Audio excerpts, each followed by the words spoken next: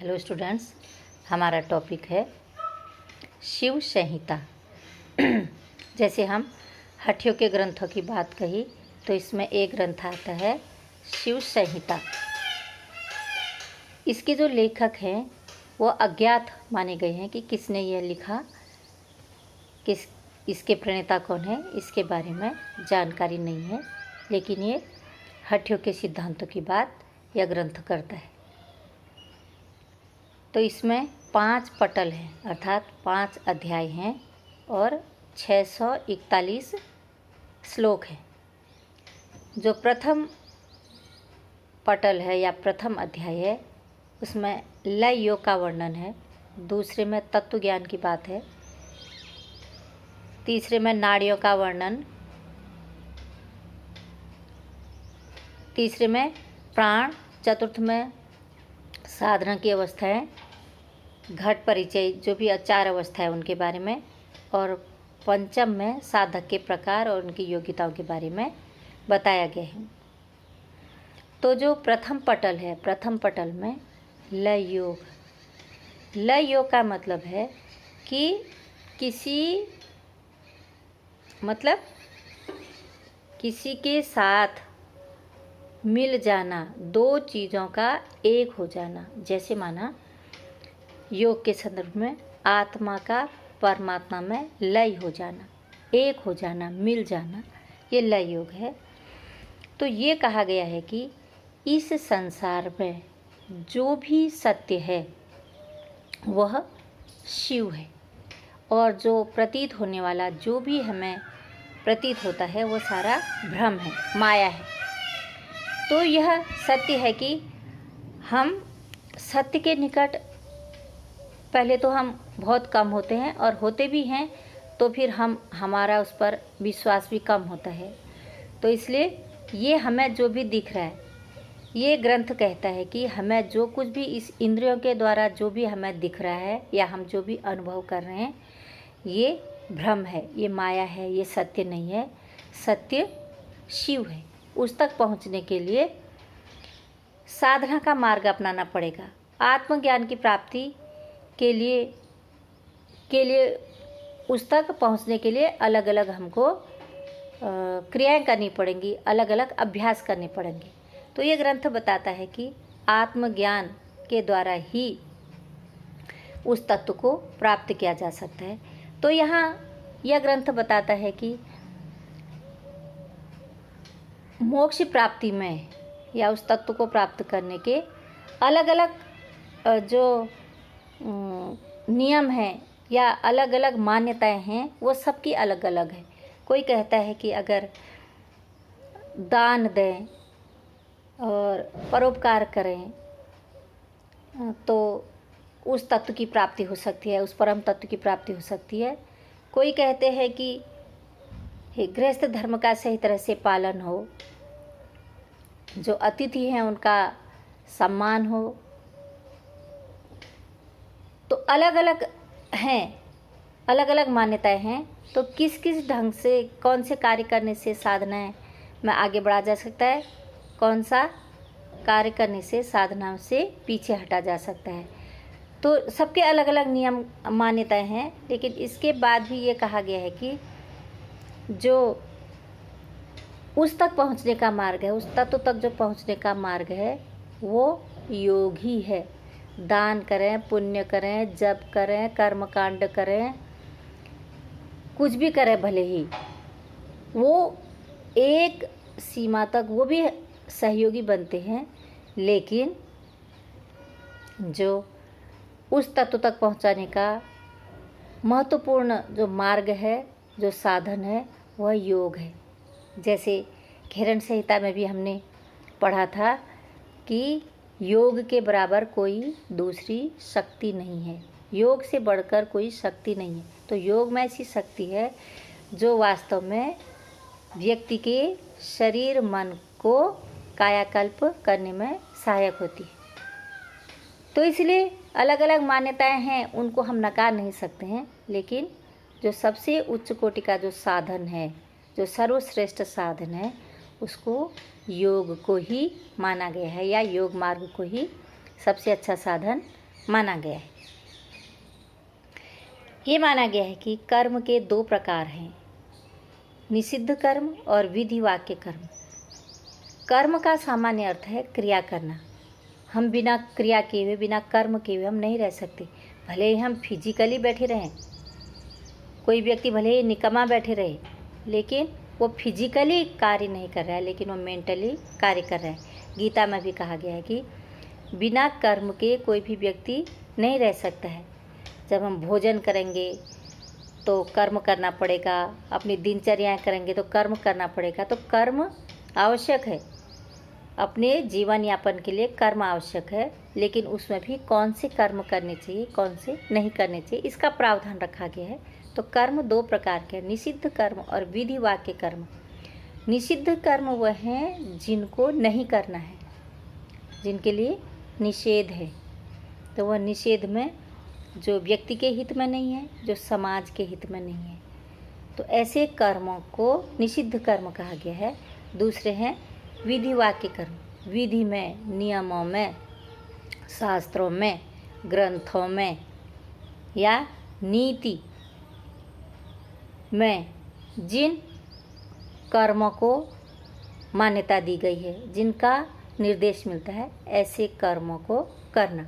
मतलब निषिद्ध कर्मों का त्याग करना और विधि वाक्य कर्म जो हैं, जो शास्त्र सम्मत, धर्म सम्मत जो कर्म हैं, उनको जीवन में अपनाना और जीवन में उसको उसी मार्ग पर चलना। तो कर्मों के फल भी 2 प्रकार के हैं, स्वर्ग और नरक। तो अगर अच्छे कार्य करते हैं तो उसका जो फल मिलता है वो अच्छा मिलता है, और बुरे कार्य करते तो उसका फल भी बुरा मिलता है। तो अपने यहाँ की मान्यता है कि अच्छे कर्मों से स्वर्ग की प्राप्ति होती है और बुरे कर्मों से नरक की प्राप्ति होती है।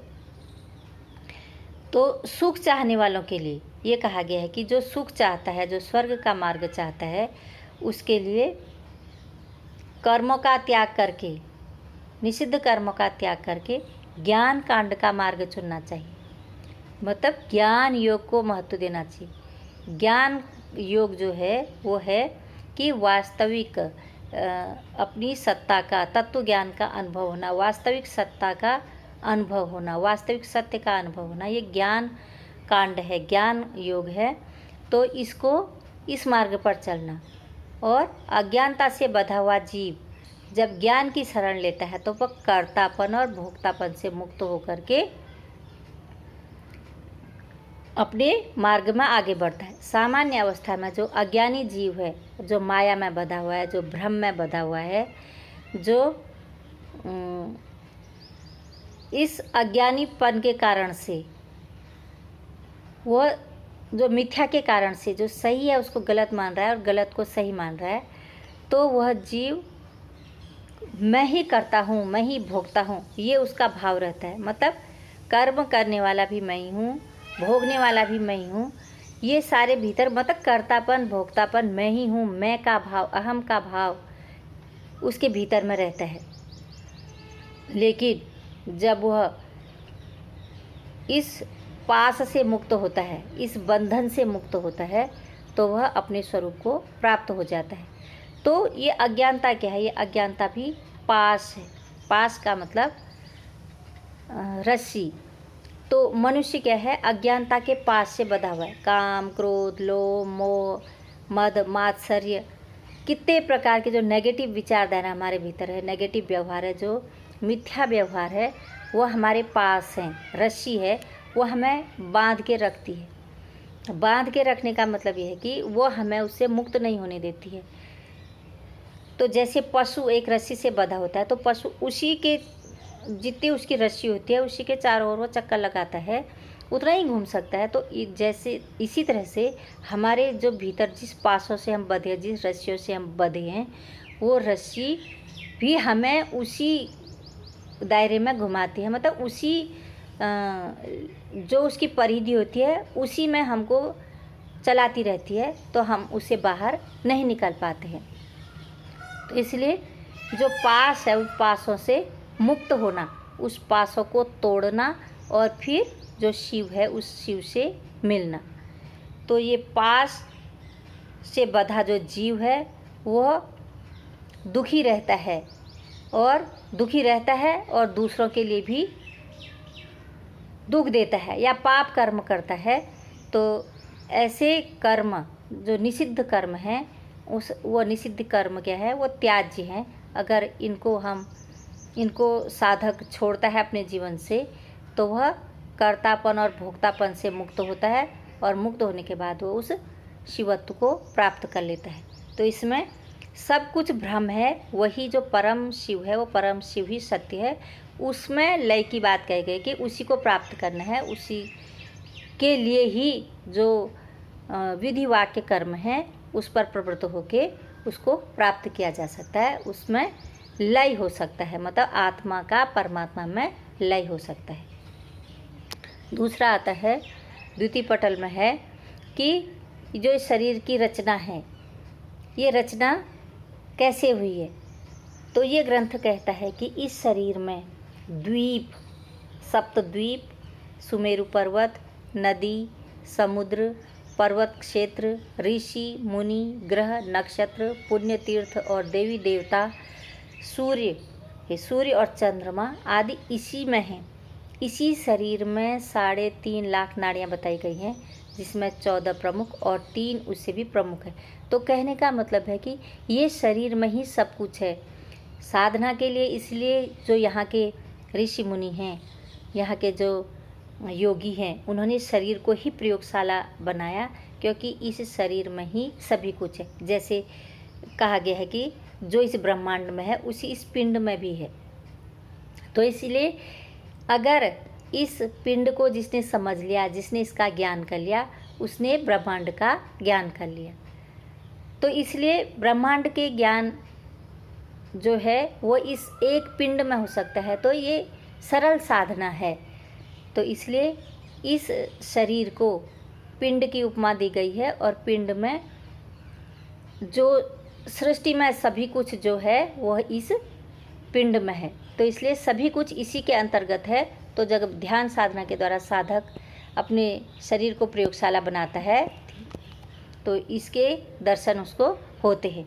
इसके बाद ये बताया गया है कि इस शरीर में 3.5 लाख नाड़ियाँ हैं। वो नाड़ियाँ प्राण प्रवाह के लिए हैं। वो जो साइंस में जो नर्व है, जो नाड़ी तंत्र है, ये नाड़ियाँ वो नहीं हैं। ये इन आँखों से नहीं देखी जा सकती है, या साइंटिफिक जो साइंटिस्ट हैं साइंटिफिकली इसको हो सकता है प्रूफ न कर सकें 3.5 लाख नाड़ियाँ। लेकिन योगी लोग कहते हैं कि 3.5 लाख नाड़ियाँ जो प्राण प्रवाह करती हैं शरीर में, तो वो 3.5 लाख नाड़ियाँ हैं और उनमें भी 14 प्रमुख हैं और उनमें भी 3 प्रमुख हैं। जो ये 3 प्रमुख हैं उसमें इड़ा, पिंगला और सुषुम्ना, ये 3 प्रमुख बताई गई है। सुषुम्ना नाड़ी रीढ़ की हड्डी के भीतर में है और इड़ा पिंगला उसके अगल बगल है। तो कहा गया है कि जब प्राण को इड़ा पिंगला से हटाकर सुषुम्ना में प्रवाहित किया जाता है तो फिर जो कुंडलिनी जागरण का जो मार्ग होता है वह सरल हो जाता है। तृतीय पटल में कहा गया है कि इसमें योगानुष्ठान कैसे किया जाए, मतलब योग के मार्ग में कैसे आगे बढ़ा जाए, कौन सी साधना की जाए, इसके बारे में बताया गया है। कि ये बताया गया है हृदय चक्र को यहाँ विशेष महत्व दिया गया है और 10 प्राणों के बारे में बताया गया है। प्राण वैसे तो एक है लेकिन कार्य की दृष्टि से उसके अलग अलग 5 प्रकार हैं। प्राण, अपान, समान, व्यान और उदान। ये शरीर में अलग अलग कार्यों के लिए, कोई छींक के लिए जिम्मेदार है, कोई दूषित वायु को बाहर निकालने के लिए है, कोई शरीर को पोषण देने के लिए है, कोई श्वास प्रश्वास के लिए जिम्मेदार है। तो अलग अलग जो 5 प्रकार के प्राण हैं ये शरीर में अलग अलग कार्य करते हैं और इनके भी जो 5 उप प्राण हैं, देवदत्त, धनंजय, नाग, कूर्म और कृकल, तो ये इनका भी अपना महत्वपूर्ण स्थान है। तो 5 तो मुख्य प्राण हो गए और 5 उसके उप प्राण हो गए। तो 10 प्रकार के प्राणों की चर्चा इस प्रकरण में, इस पटल में की गई है और प्राणायाम के अभ्यास को महत्वपूर्ण माना गया है। वैसे हम देखते हैं कि कोई भी साधना पद्धति हो उसमें प्राणायाम को महत्वपूर्ण स्थान माना गया है, महत्वपूर्ण स्थान दिया गया है, क्योंकि प्राणायाम एक ऐसी प्रक्रिया है जो मतलब जब हम ये सहज है, बस इतना ही है कि इसके प्रति ध्यान देने के या इसको जागरूक होकर के देखने की, ऑब्जर्व करने की बात प्रमुख है। यह तो हम ऐसे 24 घंटे सांस लेते हैं, लेकिन वह प्राणायाम के अंतर्गत नहीं आता है। प्राणायाम के अंतर्गत तब आता है जब हम उसके प्रति सचेत रहते हैं, जब हम उसे होशपूर्वक देखते हैं। तो इसमें 20 कुंभक 4 बार करने से 2 महीने में 2 महीने के अभ्यास से नाड़ी शुद्धि होती है। ये ग्रंथ कहता है कि 20 कुंभक मतलब 20 प्राणायाम 4 बार करने से, प्रातः, दोपहर, सायं और रात्रि में 4 प्रकार के प्राणायाम करने, 4 बार प्राणायाम करने से अगर 20 कुंभक के लगा के 20 प्राणायाम 4-4 बार किए जाए तो 2 महीने में नाड़ी शुद्धि होती है। तो प्राणायाम की 4 अवस्थाएं बताई हैं: घट आरंभ अवस्था, परिचय अवस्था, आरंभ अवस्था, घट अवस्था, परिचय अवस्था और निष्पत्ति अवस्था। ये 4 अवस्थाएं हैं। तो जैसे जैसे साधक आगे बढ़ता है उसको प्राणायाम का लाभ मिलता है। पहले अवस्था में पसीना आता है, दूसरे में शरीर में झंझनाहट या जैसे मेढक उछलता कूदता है, इस तरह का अनुभव होता है। तो शुरू से लेकर के लास्ट तक, निष्पत्ति अवस्था तक साधक के जो अनुभव होते हैं वो अलग अलग तरह के अनुभव होते हैं। और आरंभ अवस्था से जो निष्पत्ति अवस्था होती है वहाँ पर उसको जो उसका लक्ष्य होता है, जिस लक्ष्य से वो प्राप्त साधना करता है, उस लक्ष्य को वह प्राप्त करता है, वहाँ उस साधना की निष्पत्ति होती है। इसमें 4 आसनों का वर्णन है। 4 आसनों में सिद्धासन, पद्मासन, उग्रासन और सिद्धासन, पद्मासन, स्वस्तिकासन और उग्रासन या पश्चिमोत्तानासन, 4 प्रकार के आसनों की यहाँ पर बात की गई है। चतुर्थ पटल में आता है कि 10 मुद्राएं हैं: योनि मुद्रा, महामुद्रा, महाबंध, महाभेद, खेचरी, जालंधर, मूलबंध, विपरीत करणी, उड्डीयान, वज्रोली और शक्ति चालनी। 10 मुद्राओं की बात की गई है। ये मुद्राओं का अभ्यास भी साधक के लिए उपयोगी बताया गया है। इसके बाद पंचम पटल है।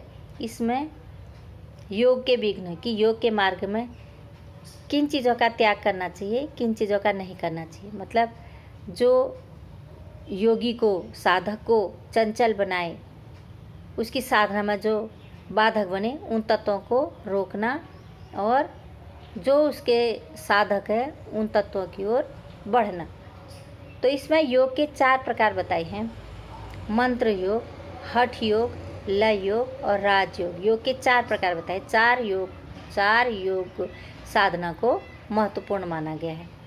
तो पहले तो मंत्र योग है, फिर हठ योग है, फिर लय योग है, राजयोग है। जो मृदु साधक है, जो प्रारंभ करता है शुरू से, प्रारंभ अवस्था में मृदु साधक कहते हैं उसको, तो उसके लिए मंत्र साधना बताई गई है। फिर उसके बाद वह हठ योग की साधना करे, उसके बाद वह लय योग, उसके बाद राजयोग। ये योग की अलग अलग प्रकार है। तो 4 प्रकार की साधना को महत्व दिया गया है। साधक के 3 प्रकार हैं: मृदु, अधिमात्र और अधिमात्रतम। मृदु साधक को 12 साल की जप साधना का निर्देश दिया जाता है और फिर वह 12 साल के बाद अधिमात्र, उससे उच्च अवस्था को प्राप्त करता है और उसके बाद अधिमात्रतम उच्च सीमा को अवस्था को प्राप्त करता है। 2 प्रकार की उपासना: प्रतीक उपासना तथा ज्योति रूप उपासना। प्रतीक उपासना में किसी स्थूल वस्तु पर ध्यान केंद्रित करना और ज्योति रूप में ज्योति पर, दीपक की ज्योति या शरीर में किसी केंद्र पर लौ का अनुभव करना, ये ज्योति रूप उपासना के अंतर्गत आता है। और नाद में चित्त के लय को महत्व दिया गया है। जैसे नाद बिंदु कला की बात आई थी, तो ओम की ध्वनि है तो उस ध्वनि में चित्त को लय करना, नाद और ध्वनि एक हो जाना, इसकी लय की बात कही गई है। 7 चक्रों पर ध्यान के प्रभाव का वर्णन है कि 7 चक्र जो मूलाधार चक्र, स्वादिष्टान चक्र, मणिपुर चक्र, अनाहत चक्र, विशुद्धि चक्र, आज्ञा चक्र और सहस्रार चक्र, इन 7 चक्रों पर ध्यान अगर साधक करता है तो वह कुंडलिनी जागरण कर सकता है और कुंडलिनी जागरण से वह लय योग को प्राप्त कर सकता है या राजयोग को प्राप्त कर सकता है। धन्यवाद।